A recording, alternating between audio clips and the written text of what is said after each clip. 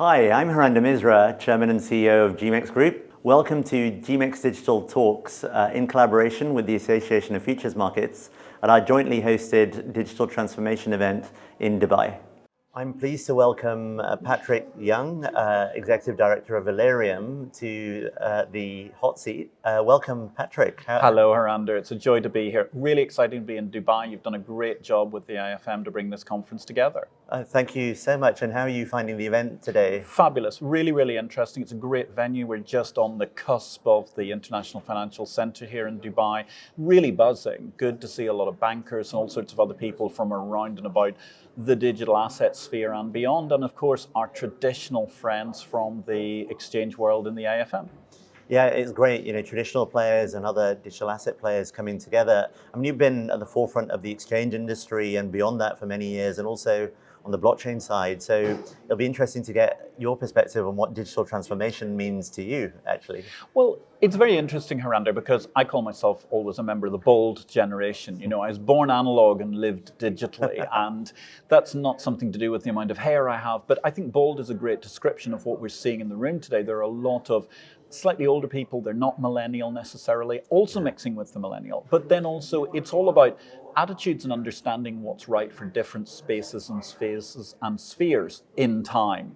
And I think we have a very, very interesting meeting of minds, because certainly the way this industry is at the moment, it has got fundamental external issues because of obviously the financial aspects of what have gone on, the regulatory pressures and so on.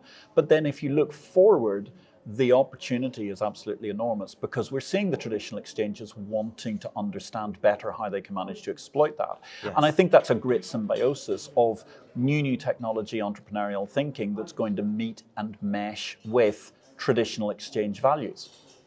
Yeah, I mean, it's going to be interesting how they adapt, from that traditional model to something much more hybrid. And, I always watch with interest some of your analysis pieces in the newsletter, and it's that when you cut through the press releases and get to that is really interesting. And leading on from that, great panel moderation as always. Great audience feedback, always very engaging, and you had a diverse mix of panelists as well today. I mean, what were your key takeaways from the panel? Look, I think the key takeaways were that we saw a huge opportunity in diverse kinds of product, and that was really good to have Mike Kessler of Tokenize talking about the opportunities there. Obviously, strangely enough, the CEO of Tokenize talking about tokenizing all sorts of different things, fractional ownership, the possibilities for bond markets and exchanges. It was really, really good to have Massimo looking at it again from an established viewpoint. And I mean, there's an interesting use of a word. I say established because he's got backers who are the establishment, but nonetheless, Zodia is looking at things from a very, very new and exciting viewpoint. And it was a joy to see that elegantly counterbalanced by Bill Herder from the Futures Industry Association, because he's making, I think, a very, very clear logical argument, because while, for instance, we had Jessica Naga talking about the problems in Africa of fragmented markets, fragmented stock markets, the truth is that actually the futures industry, which Bill represents, has been incredibly successful over time in bringing together all manner of disparate assets, contract sizes, large and smalls, in very, very large countries and very small nations, which is at the essence, after all, of the IFM. And that's why we've been coming for so many years, Haranda, right?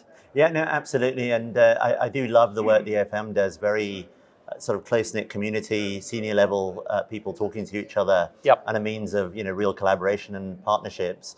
I mean, for you, again, I read the newsletter every day with interest, and the forewords, as well as the analysis, towards the end of each article where it's relevant, is very, very interesting. I mean, what are your key predictions this year? Looking ahead. Well, thank you very much.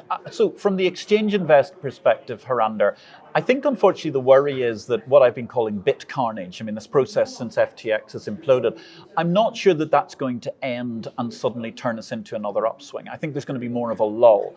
That's obviously going to be an issue for some people who are not so well funded. That doesn't mean they're bad businesses. They're just going to probably have some issues. Those who are well funded, those who already have cut back on their burn and therefore are ready to manage to go through the cycle, I think have great opportunities. For traditional exchanges, the possibility is endless in digital digital. And I think what we're probably going to see is a lot more synthesis between the new of digital, the traditional exchanges coming together. And I see that as being a huge thing. The most important message to take away is this is a world of opportunity, and not just because I'm the publisher of Exchange Invest newsletter, not just because I'm fascinated by building and advising exchanges around the world, as you are as well, Harander, but this is the age of the exchange. Because when you look at what do we see today, we have hundreds of models, thousands of products, all sorts of different and disparate nations in different phases of wealth and growth, and yet all of them are looking in some way, shape or form to an exchange-style model in order to move forward. And that's great news for you, for me,